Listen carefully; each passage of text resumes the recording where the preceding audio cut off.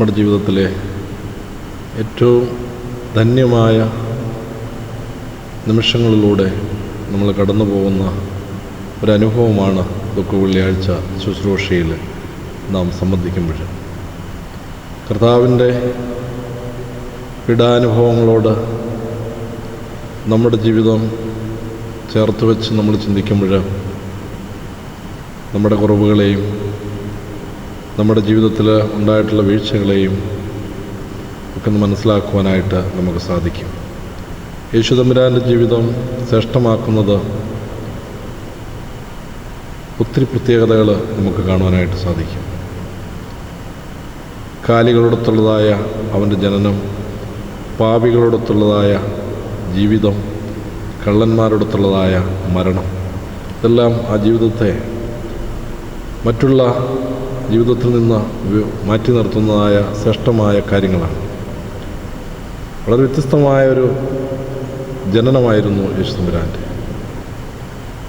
കാലികളോടൊത്തുള്ളതായ യേശുവിൻ്റെ ജനനവും ഈ ലോകത്ത് ജീവിച്ചപ്പോൾ പാപികളോടും അതുപോലെ സമൂഹത്തിലെ ഏറ്റവും പിന്നോക്കാവസ്ഥയിലുള്ളതായ സമൂഹം മാറ്റി നിർത്തിയിരുന്നതായ ആർക്കും വേണ്ടാത്തവർക്കും വേണ്ടിയൊക്കെ നിലകൊണ്ടതായ ഒരു ജീവിതം.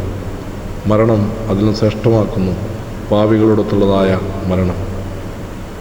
ഈ ധന്യമാർന്ന ആ ജീവിതം നമ്മൾ ദുഃഖ വെള്ളിയാഴ്ചയിൽ നമ്മൾ വീണ്ടും അനുസ്മരിക്കുമ്പോൾ നമ്മുടെ ആത്മീയ ജീവിതം എത്രമാത്രം അവന് ഉയരങ്ങളിലേക്ക് മാറേണ്ടിയിരിക്കുന്നു എന്ന് നമ്മൾ ചിന്തിക്കേണ്ടിയിരിക്കുന്നു.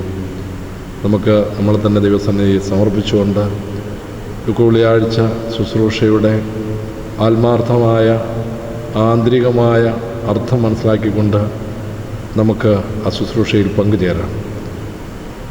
ഉദ്ധിതനായ ക്രിസ്തു ഉയിർപ്പ് നാളിൽ നമുക്ക് പ്രത്യാശയുടെ സന്ദേശം നൽകുന്നതുപോലെ നൽകുന്നതായ വലിയ അനുഭവത്തിലേക്ക് നമുക്ക് എത്തിച്ചേരേണ്ടിയിരിക്കുന്നു.